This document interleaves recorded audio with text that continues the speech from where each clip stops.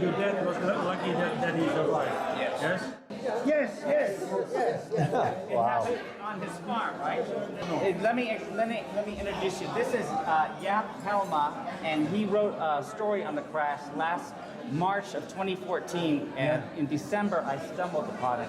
He had come out here and interviewed this man and some of the people, and that's how I kind of got started into all this investigation, thanks to you.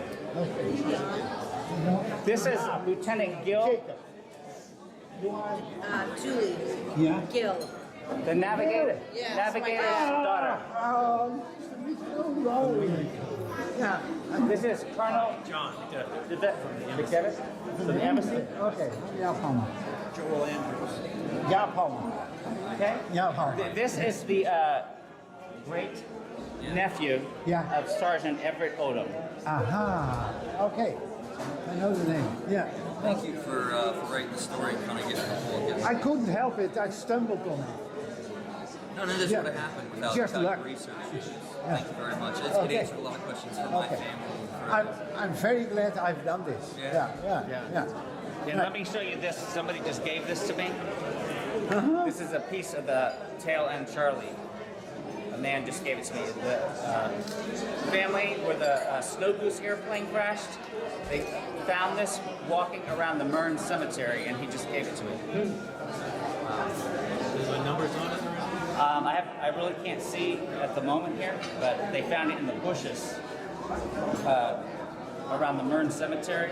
There's a crash map that was written, a handwritten map of the crash. Yeah. The final approach course into the crash. A Dutchman wrote it many years ago, and he showed me exactly the map where he found it. This visitor here. Okay.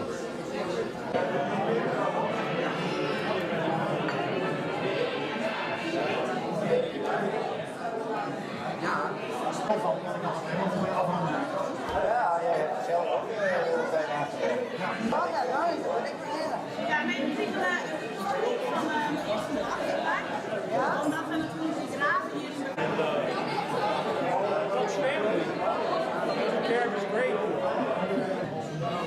Let's take a picture here with Fred. You got it all, Frederick?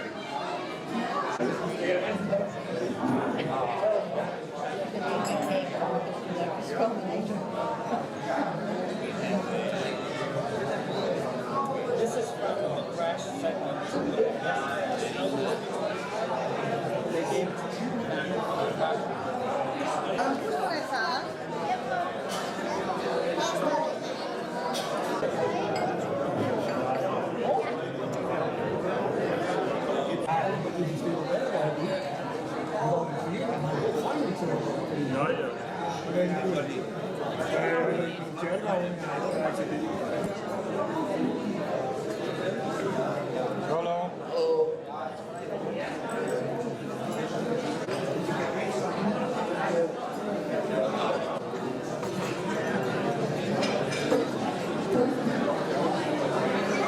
You film me.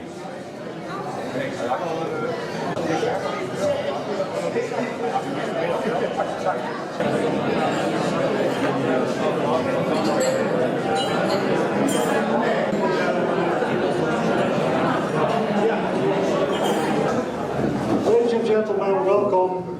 First, I'd like to give the word to Mrs. Brandenburg on behalf of the Village Society of Bakhuizen, Mirns and Rice. I would like to say a special word of welcome to our American guests. We are happy and honored that you have come to join us on this day on which we remember your family that risked or lost their life for our freedom. We can't thank them enough, and so you. For information, today we have two people in our midst that lived close to where the plane crashed. First, Mrs. de Vries. She lived on the farm opposite the graveyard. She was sitting on the window with his little sister when the plane came down.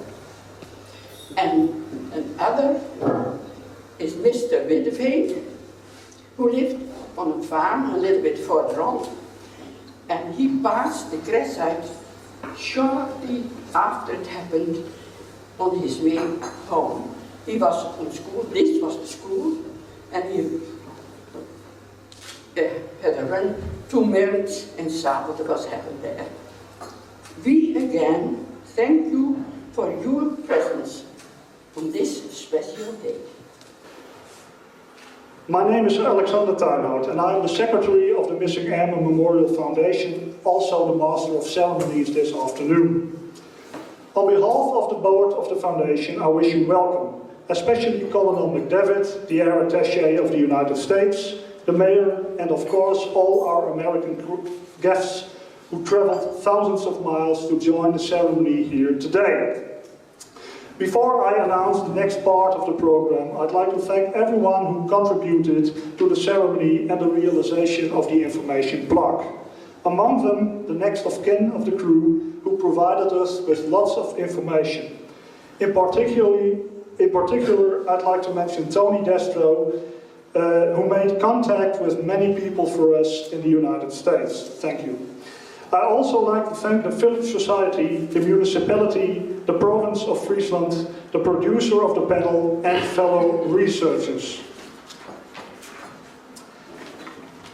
In the next 30 minutes or so, Hans Groeneweg and Douwe Drijver of the Missing Airmen Memorial Foundation will tell the story of the last flight of Liberator 427554. Their presentation is in Dutch, but the story of the crash has been made available to our American guests so that they can read what the guys are saying. Hans and Douwe, the floor is yours.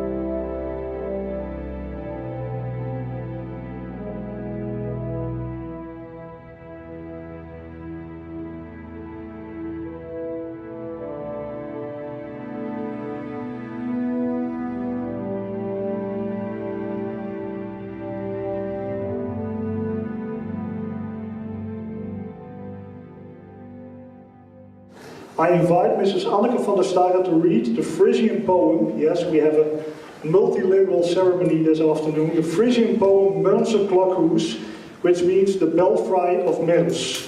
The poem was written by Anneke's father Otto Luinenburg in 1948 and remembers the crash of the Liberator 5 years earlier. 1948, 5 uur verleden. Het Mirnse Klokhoes. Het wie een treesles onsjen, toen in het laatst van 43 een zwieren, 4-motorige vleermachine, verongelukken op het Tjerkhout te Mirns. Het Klokhoes werd van de klok al eerder het zwaaien oplein weer en voor skate grijfstjen wien al heel versplinteren. Onderdelen, stikkerstenen en balken lijnen rondom verspraat. Ik ken een lieds, maar vredig dwarpke, zat dicht bij de oude Zuiderzee. Dat hege bjemmen hoorden waaitje en roesje oor het waaien stille stee. Dat iens in juchte maitidsdagen het leervlug jonglet gier in het roem en glaasje goud oor het wetter spiegelen op mannig bliede simmerjong. De oorlog kwam oor het vredig dwarpke, zat dicht bij de oude Zuiderzee en nimmen jerde werd de jongzang van het klokkenlied oor het Meuzeree. Want het klokhoes van zijn het beroven stier Iensum op het oord van deer. Dat hege bjemmen droevig klagen en schreeuwden voor het stille geer. De oorlog kwam uit vredig dwarken, zat dicht bij de oude Zuiderzee. En stwarmen stoden oer de baren, die tjoegen lood van onk en wee. Maar ek een lood vol zwiere kräften droet aan en vindt zijn eind in gloed.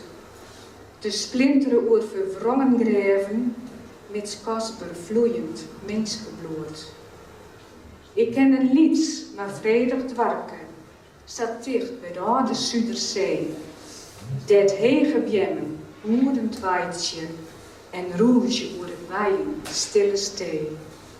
Dat nou de griene gäzen groeien op het plak, dat Injes het klokhoes stier. O skadig beeld uit justere tijden, dat wreed voor het Meuser Tjerkhof hier.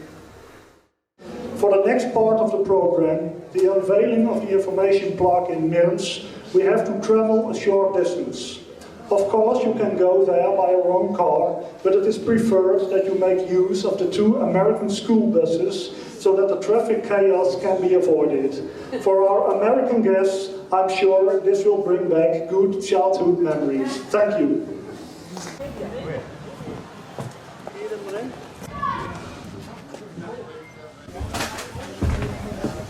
Goedemiddag. Hello. Hallo. Dag Riet. Oh, wat mooi hè? Ja, dat is Hello Fred. Thank you so much. Now I know the farmer. Yeah. I know the farmer. Have you seen already before the artifacts from that guy? Give him the time. I don't know exactly. Now that I got it solved here. It's the same as with the money people the year. Yes. That's the first call. That's the first call, and then it's either. Come on, let's go. So close to getting to the call. Now, one of the daughters is a nurse? Yes, my mother. Oh, that's your mother, okay. So now then I thinking to do it again. But I'm thinking about what is it, 40 miles a day. Trip again. States. You better get a shaker. I lost it.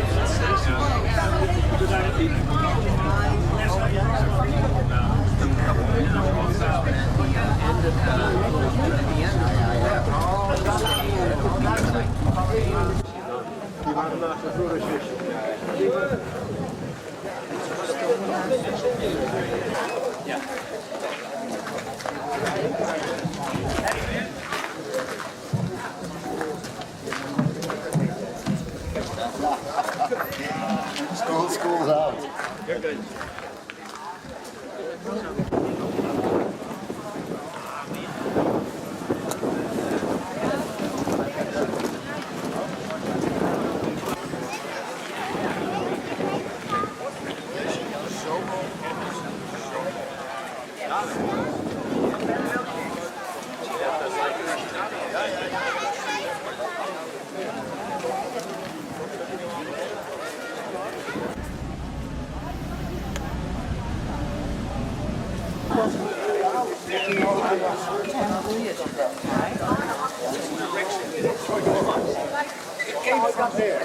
Turned over here, and the hole was wounded there. Yeah. Verderop, maar die auto. Oh, that the hole. Yeah. And where did the plane land? Over there? No. On that side of That, where the house is? Where the little house with the little shed? just left of the shed. Yeah. It's sloping down to the lake. Ja. En ik heb de plaats gevonden van die piloot. He found the identity of the pilot, John Allen, in this small wood here. Yeah. Did he know who Jan Koelen was? Jan Koelen? Ja, Jan Kool. Jan Kool, En ja. Jan Faber, die kon ik heel goed. Yeah, Jan Faber also. Yes. Jan Faber discovered one of the airmen who jumped from the plane. Yes. Yeah. There's Henry, I guess. Harry. There's some details, and I think that maybe Jan Koelen must have been talking to these airmen because he is the only person at that moment who could speak English. Here. Yeah. So Yeah. that's Yeah. probably how we know a little bit of information, right? Yeah. 'Cause of- Are you one of the descendants?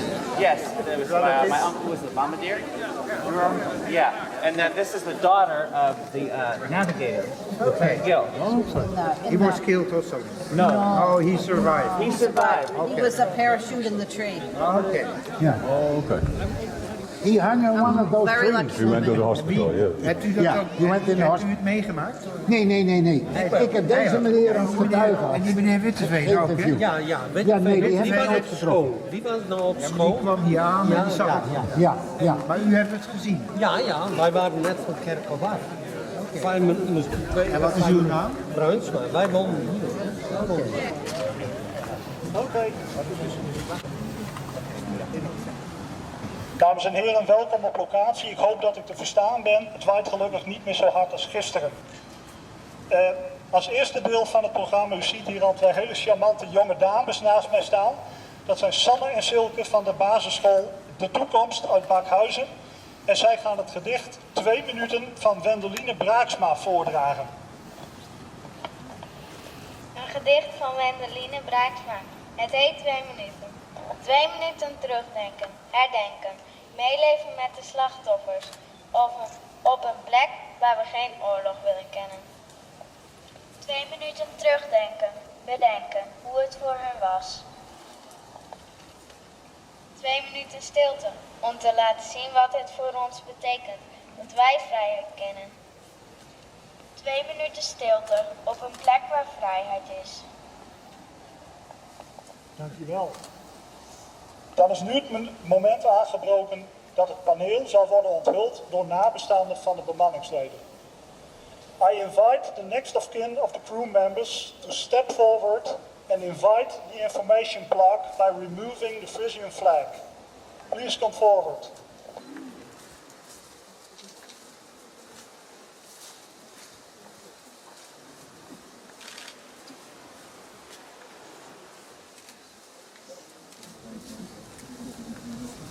Ja, echt. Ja.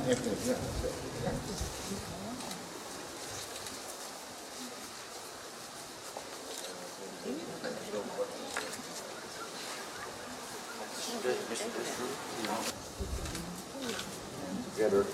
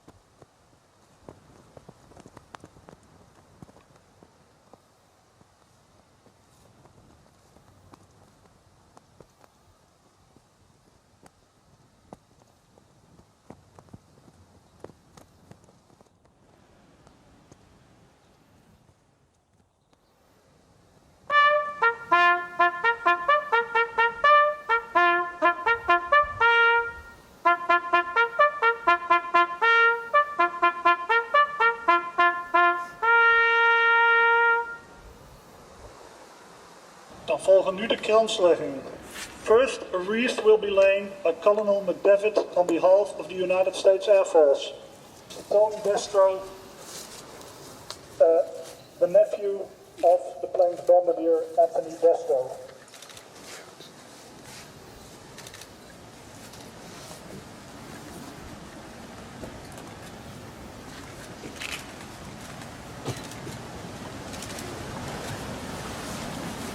De krans zal nu worden gelegd door Douwedrijver en Hans Groeneweg namens de stichting Missing Airmen Memorial Foundation.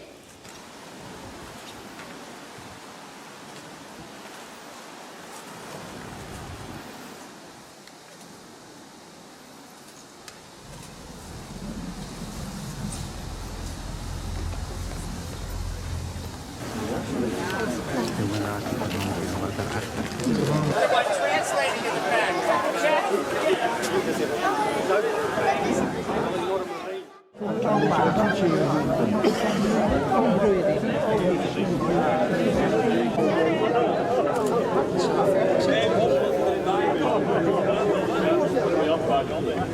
Now you asked me to make a film of this very special day, and you have a very special connection to this day. What's happening here?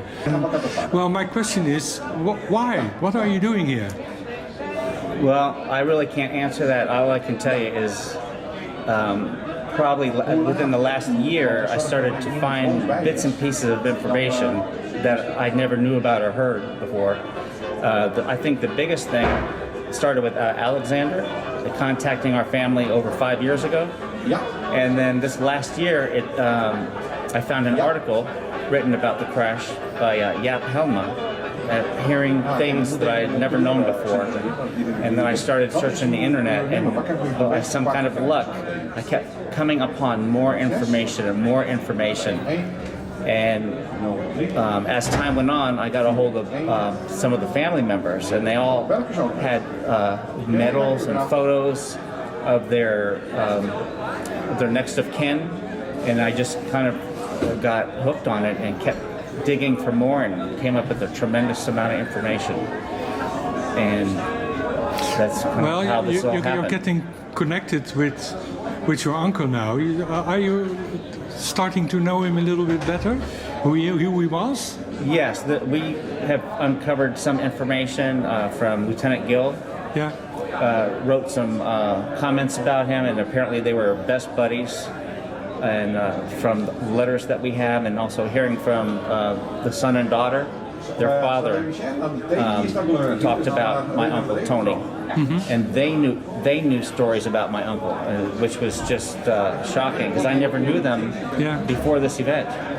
They knew that name, Tony Destro, and it's just like it kind of like goes through your blood, like somebody knew your uncle. It's very, very special that a foreign country thinks so highly of our people from such a long time ago. And I keep hearing the stories. People still are talking about, even younger generation people, that we remember the Allied forces and the Americans. They freed us. And when I hear that, having been in the Air Force, it gets you right here. These are not even Americans. It's another country, and they think so highly, and they remember these things. It's very special. Very special. Yes, they're calling for you. Okay. One last thing.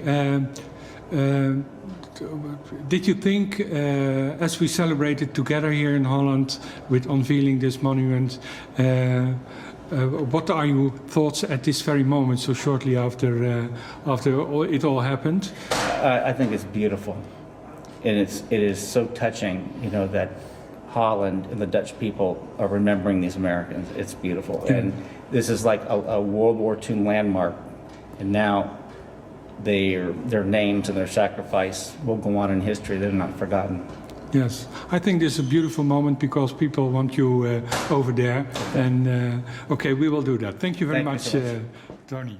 Okay. Good Abend, good evening, good afternoon. Ich bin Dan Gill. I am Dan Gill. I'm my sister, Julia Gill. Julia Gill. We are both humbled by your warmness and your welcome to your country. thank you for giving me a chance, or giving us a chance to say a few things. There are those who say that spending time reflecting on past events is to live in the past. And of course, those who remind us failure to learn from the past condemns us to repeat it. But certain events are impossible for us to forget. So to all of you here, and to many of you, this is our day of thanks to you. The grace of freedom, enjoyed and cherished by so many, comes with a price paid by the sacrifice of those very few. 240 years have passed since Americans were forced to live under the power of an occupying army. So some Americans and some peoples of some countries have forgotten such times, as well as the sacrifice necessary to bring a country out of the darkness of tyranny and into the light of freedom. But the Dutch remember. Some of us stand here today only due to the efforts of those very few. They were your fathers, your mothers, people who had the courage to assist American aviators who were downed in your land. We acknowledge that this help, a sacrifice only you could provide, put your family, your friends, and yourselves at enormous risk, with no promise of immediate reward or personal reward. For a nation to remain free, there must always be those very few who have the vision and the courage to do what is right, even in the face of mortal danger. And so, on behalf of the oldest and the biggest modern democracy, from a free people who will always be your friends, we Americans extend our thanks to you and your ancestors. Dank je wel, dank je voor, thank you, dank je, thank you.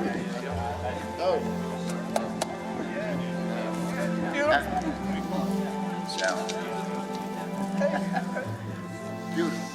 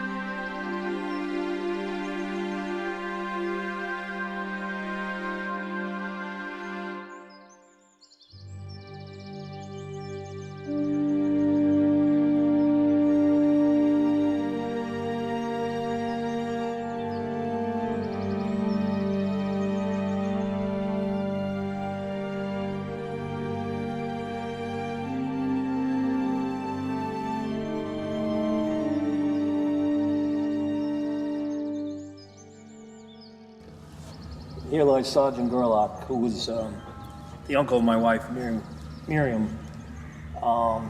He was the younger brother of my mother-in-law, Wilma Gundersdorf, and his loss really figured in the rest of her life.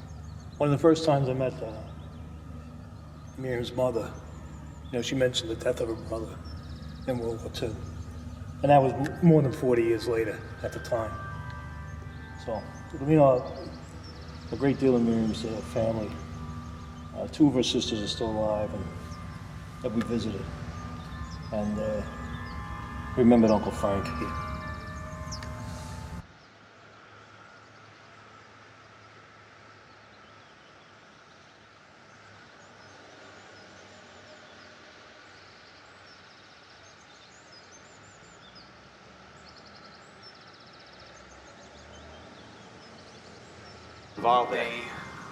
They couldn't release their bombs. They were unable to release the load of bombs. And, the bombs are about half the weight, half the gross weight. So, when they hit and they all go off at once, it's tremendous. Every bit of glass, I recall, was blown out of every house in the village. So, several of the... So that's the one that was the same day nearby? Same day, same hour, within the same hour. Yeah, it was a That's the one they have a terrible... reenactment of on YouTube? Yes, there's a video animation, and then also the man who appears in that video is still alive, and I was so disappointed he was out. He was not there, but Pat helped me out. When I was there, he knew I was going there, and he quickly got on the phone, tracked the owners down, and said I was coming. So it was in a cow pasture, and I had mud all over me and my shoes. I was like, it doesn't make any difference. And I'm walking back, and here comes a man up on a bicycle with a picture. And then he went over to his house, and there's about 8 family members there all talking and discussing it. And they've reached out to the families in the States and become friends with them and shared a lot of information about it. So, and they were there yesterday. It was very nice. I didn't even know that until you said that now. Yeah. The guy who came yesterday, his name is Hank. He brought me a piece of our guy's plane, that rib section. Yeah. Yeah, so very special. Can say that.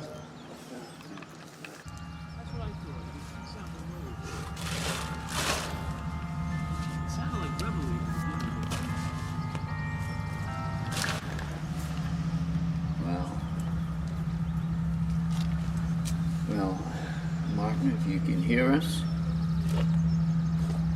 Okay. Thank you for honoring the 48. We'd like to honor you with 2 50s instead. And this is Lieutenant Martin Bugler from the 445th Bomb Group from the B-24 crash Snow Goose, which crashed on December 22nd, 1943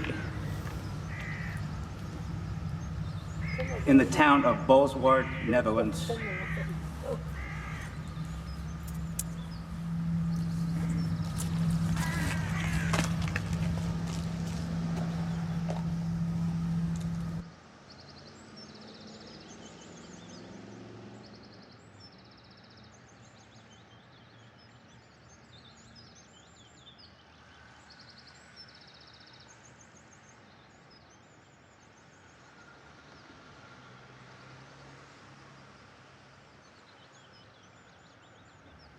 This is Sergeant Asha P. Small from the Leeuwarden B-24 Snow Goose that crashed on December 22nd, 1943 in Leeuwarden, Netherlands.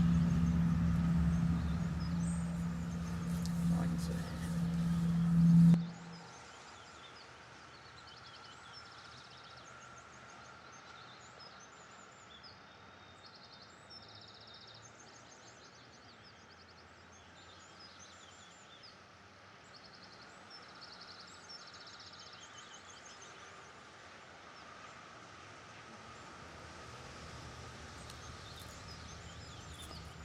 Well, there's your connection.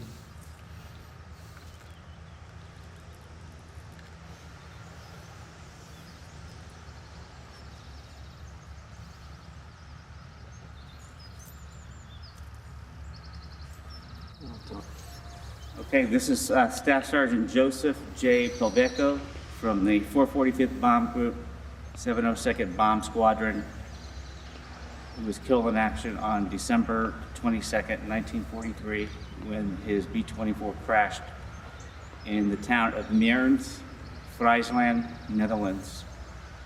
And we're here to pay our respects to him for his sister Dorothy Pavelko.